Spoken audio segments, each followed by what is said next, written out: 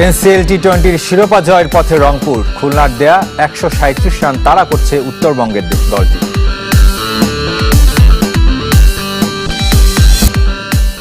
(1999) সালের পর প্রথমবার বিশ্বকাপ বাছাই খেলার শঙ্কায় বাংলাদেশ। বিপিএল আয়োজন নিয়ে দুশ্চিন্তায় বিসিবি। সলিড ফ্র্যাঞ্চাইজি দ্বারা যাদের গুড স্ট্রেংথ আছে ফাইন্যান্সিয়াল অ্যান্ড ক্রিকেট নিয়ে চিন্তা করে, যারা লম্বা সময়ের জন্য এটা ফ্র্যাঞ্চাইজি হিসেবে দাঁড়া করাতে চায়, ওসব ফ্র্যাঞ্চাইজি আসলে আমার মনে খুব ভালো হবে। ক্ষোভের মুখে হংকংয়ে বদলে গেল বাংলাদেশের অনুশীলন ভেন্যু। হামজা চৌধুরীকে অধিনায়ক করার চিন্তা। ফাইনাল ম্যাচে রংপুর জয়ের পথে। খুলনার দেয়া 137 রানের টার্গেটে ব্যাট করতে নেমে শেষ খবর পর্যন্ত রংপুরের সংগ্রহ 2 উইকেটে 84 রান। সিলেট আন্তর্জাতিক স্টেডিয়ামে টস হেরে ব্যাট করতে নামে খুলনা, তবে শুরুটা ভালো হয়নি। 0 রানে নাসুম আহমেদের শিকার ওপেনার ইমরানুজ্জামান, সৌম্য সরকার, এনামুল বিজয়রাও সুবিধা করতে পারেননি। মিডল অর্ডারে অধিনায়ক মিথুনের 44 রান ইনিংস সর্বোচ্চ। 8 উইকেট হারিয়ে 136 রানের বেশি করতে পারেনি খুলনা। 2 উইকেট নেন আব্দুল্লাহ আল মামুন। জবাব দিতে নেমে জাহিদ জাভেদ এবং নাসির হোসেনের ব্যাটে উড়ান্ত শুরু পেয়েছিল রংপুর। আফগানিস্তানের কাছে সিরিজ হেরে সরাসরি 2027 বিশ্বকাপ খেলতে না পারার শঙ্কায় বাংলাদেশ। হাতে আছে 4 ম্যাচ, জিততে হবে 4টিতেই। এরপরও তাকিয়ে থাকতে হবে অন্য দলের জয় পরাজয়ের দিকে। প্রশ্ন উঠছে, নিজেদের প্রিয় ওয়ানডে ফরম্যাটে কেন এই বেহাল দশা? এই দুর্দশা কাটিয়ে 2027 বিশ্বকাপ খেলার যোগ্যতা অর্জন করতে পারবে তো বাংলাদেশ? একসময়ের প্রিয় ফরম্যাট ওয়ানডেতে এখন হতশ্রী অবস্থা বাংলাদেশের। যে আফগানিস্তানকে 3 ম্যাচে টি-20 সিরিজে হেসে খেলে হোয়াইট ওয়াশ করে দিল টাইগাররা, সেই আফগানদের বিপক্ষেই 1 ম্যাচ হাতে রেখে 2-0-তে ওডিআই সিরিজ হেরে বসলো শান্ত মিরাজরা। এখন শঙ্কায় সরাসরি 2027 ওয়ানডে বিশ্বকাপ খেলা। 14টি দেশ নিয়ে 2027 সালে বিশ্বকাপ হবে দক্ষিণ আফ্রিকা, জিম্বাবুয়ে এবং নামিবিয়ায়। এর মধ্যে দক্ষিণ আফ্রিকা এবং জিম্বাবুয়ে সরাসরি বিশ্বকাপে খেলার সুযোগ পাবে। নামিবিয়ার ওয়ানডে স্ট্যাটাস না থাকায় তাদের খেলতে হবে বাছাই পর্ব। ফলে 2 আয়োজক দেশের সঙ্গে আইসিসির ক্রম তালিকায় থাকা প্রথম 8 দল সরাসরি খেলার সুযোগ পাবে বিশ্বকাপে। বাকি 4 দলকে খেলতে হবে বাছাই পর্ব। হিসাব বলছে আইসিসি র্যাঙ্কিংয়ের 1 থেকে 9 নম্বরে থাকা দল সরাসরি বিশ্বকাপে খেলার সুযোগ পাবে। 80 রেটিং নিয়ে তালিকার 9-এ উইন্ডিজ, 75 রেটিং নিয়ে 10 নম্বরে বাংলাদেশ। বাংলাদেশের পক্ষে 8-এ থাকা ইংল্যান্ডকে ছোঁয়া সম্ভব না হলেও ওয়েস্ট ইন্ডিজকে সরানোর একটা সুযোগ আছে। কিন্তু আফগানদের বিরুদ্ধে দ্বিতীয় ম্যাচের হার সেই সম্ভাবনাকেও করেছে ক্ষীণ। এখন হাতে আর মাত্র 4টি ম্যাচ। বাংলাদেশকে সরাসরি বিশ্বকাপ খেলতে হলে আগে জিততে হবে সেই 4টিতেই। 2026 সালের সেপ্টেম্বরে ভারতের বিপক্ষে সিরিজের আগে বাংলাদেশের আর কোনো ওয়ানডে ম্যাচ নেই।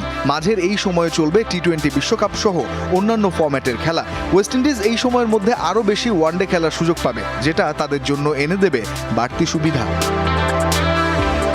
উইন্ডিজকে হোয়াইট ওয়াশ করলেও থাকছে যদি কিন্তুর সমীকরণ। বাংলাদেশকে অপেক্ষা করতে হবে অন্য দেশের ফলাফলের জন্য। ভাগ্য সহায় না থাকলে মিরাজ শান্তদের খেলতে হবে বিশ্বকাপের বাছাই পর্বে। 1999 সালের পর এখন পর্যন্ত এমন পরিস্থিতিতে পড়েনি বাংলাদেশ। পছন্দের ফরম্যাট ওয়ানডেতে দিন দিন অধঃপতন হচ্ছে বাংলাদেশের। শেষ 8 সিরিজের 7টিতেই হেরেছে। এবছর 7 ম্যাচ খেলে জিতেছে মাত্র 1টিতে। সরাসরি 2027 বিশ্বকাপ খেলার সমীকরণ কঠিন হয়ে উঠছে টাইগারদের জন্য। গড়ের মাঠে ওয়েস্ট ইন্ডিজকে হোয়াইট ওয়াশ করতে পারলে উন্নতি ঘটবে র্যাঙ্কিংয়ে। বাংলাদেশের পছন্দের ফরম্যাট ওয়ানডে, তবে এখন তা বলার সুযোগ নেই। পরিসংখ্যানে টাইগারদের অধঃপতন স্পষ্ট। 2015 থেকে 2022 সাল পর্যন্ত সময়টাতে হারের চেয়ে জয় ছিল বেশি। 2023 থেকে শুরু অবনতি। সে বছর বিশ্বকাপ সহ 29 ম্যাচের 18টিতেই হারে টাইগাররা। 2024 সালে 9 ম্যাচে 6, আর এই বছর এখন পর্যন্ত খেলা 7 ওয়ানডের 6টাতে হেরেছে মেহেদী মিরাজের দল। সবশেষ 8 সিরিজের 7টাতেই হার। একমাত্র জয় শ্রীলঙ্কার বিপক্ষে 2023 সালে ঘরের মাঠে। ঘরে বাইরে আফগানিস্তানের সাথে টানা 3 ওয়ানডে সিরিজ হাতছাড়া করেছে বাংলাদেশ। বিশ্বকাপে সরাসরি খেলা নিয়ে শঙ্কা বাড়ল টাইগারদের। 14 দলের বিশ্ব আসরে 31 মার্চ 2027 পর্যন্ত র্যাঙ্কিংয়ে সেরা 8 দল পাবে বিশ্ব মঞ্চের টিকিট। অন্যতম আয়োজক দক্ষিণ আফ্রিকা সেরা 8-এ থাকলে 9 নম্বর দলের সামনেও সরাসরি খেলার হাতছানি। এই সুযোগটায় চোখ ওয়েস্ট ইন্ডিজ আর বাংলাদেশের। বর্তমানে 80 রেটিং পয়েন্ট নিয়ে ক্যারিবীয়রা 9 নম্বরে। 10 নম্বরে থাকা বাংলাদেশের রেটিং 75। আফগানিস্তানকে শেষ ওয়ানডেতে হারালেও র্যাঙ্কিংয়ের উন্নতি হবে না ফিল সিমন্সের দলের। তবে ঘরের মাঠে ওয়েস্ট ইন্ডিজকে 3-0-তে হারাতে পারলে উঠে আসবে 9 নম্বরে। এই সিরিজটাই এখন গুরুত্বপূর্ণ হয়ে উঠেছে দু দলের জন্য। তবে হোয়াইট ওয়াশ করে এক ধাপ উপরে উঠলেও ধরে রাখা কঠিন, কারণ আগামী বছর সেপ্টেম্বরের আগে কোনো ওয়ানডে নাও খেলতে পারে বাংলাদেশ। ভারতের বিপক্ষে সেই সিরিজও অনিশ্চয়তায়। অন্যদিকে ওয়েস্ট ইন্ডিজের সামনে আছে বেশ কিছু খেলা। এমন অবস্থায় 1999 সালের পর প্রথমবার বিশ্বকাপ বাছাই খেলার শঙ্কায় বাংলাদেশ। বিপিএল ভেন্যুর সম্ভাব্যতা যাচাইয়ে রাজশাহী বিভাগীয় স্টেডিয়াম পরিদর্শন করেছে বিসিবির প্রতিনিধি দল। রোববার সকালে ফ্যাসিলিটিস কমিটির চেয়ারম্যান শাহনিয়ান তানিম, পরিচালক মুখলেসুর রহমান এবং এইচপি প্রধান খালেদ মাসুদ স্টেডিয়ামটি ঘুরে দেখেছেন। এছাড়াও পাশের জিমনেশিয়াম এবং মহিলা ক্রীড়া কমপ্লেক্স পরিদর্শন করেছেন ক্রিকেট বোর্ডের কর্তারা। রাজশাহী স্টেডিয়াম সংস্কারের কথা জানিয়েছেন শাহনিয়ান তানিম। খেলোয়াড়দের ড্রেসিং রুমের স্থান পরিবর্তন, গ্যালারি, ফ্লাডলাইট, প্রেস বক্স সহ বেশ কিছু সংস্কার প্রয়োজন।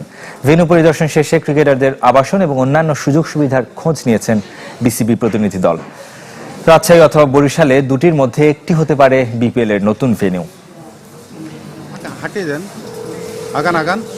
We are 70% prepared একটা বড় টুর্নামেন্ট হোস্ট করার জন্য। ছোট ছোট রেনোভেশনের কাজ আছে, বাট আপনি যদি এখান থেকে শুরু করে ওই পর্যন্ত যান তাহলে আমার কাছে মনে হয় যে ফ্যাসিলিটিসগুলোকে যদি রেনোভেশন করা হয় তাহলে we are ready to host big tournaments. Dressing room লাগে, 4টা ড্রেসিং রুম লাগে প্লেয়ারদের জন্য, প্রেসিডেন্ট বক্স লাগে, কমেন্ট্রি বক্স ভালো লাগে। এসি রুম ছিল না এর আগে, যারা কমেন্ট্রি করে গেছেন তারা অনেক হয়তো কমেন্ট্রিতে কিছু বলতে পারছেন না, কিন্তু অফ দ্য ফিল্ড তারা কিন্তু অনেক কথা বলেছেন।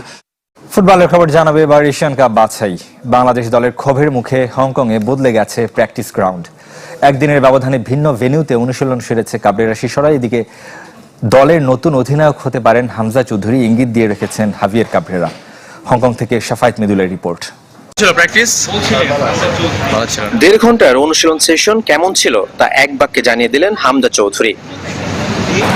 হংকংয়ে প্র্যাকটিস গ্রাউন্ড নিয়ে ক্ষুব্ধ ছিল সফরকারীরা, তাই দ্বিতীয় দিন ভেন্যু বদলে নির্ধারিত সময়ের আগেই মাঠে লাল সবুজ প্রতিনিধিরা।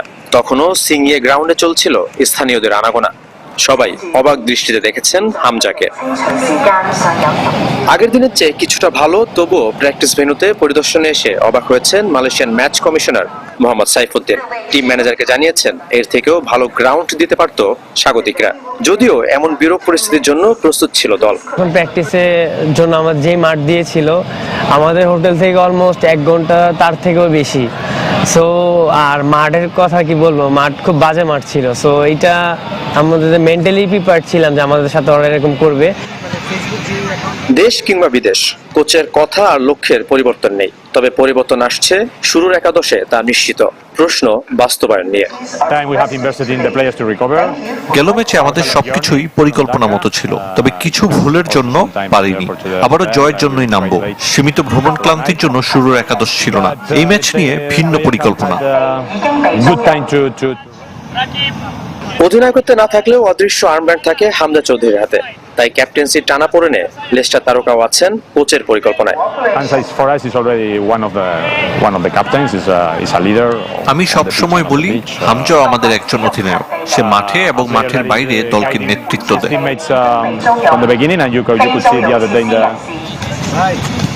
স্বপ্ন আর বাস্তবতার মিল হবে কি বাংলাদেশের? প্রতিশোধের মিশনটা পাবে কি পূর্ণতা?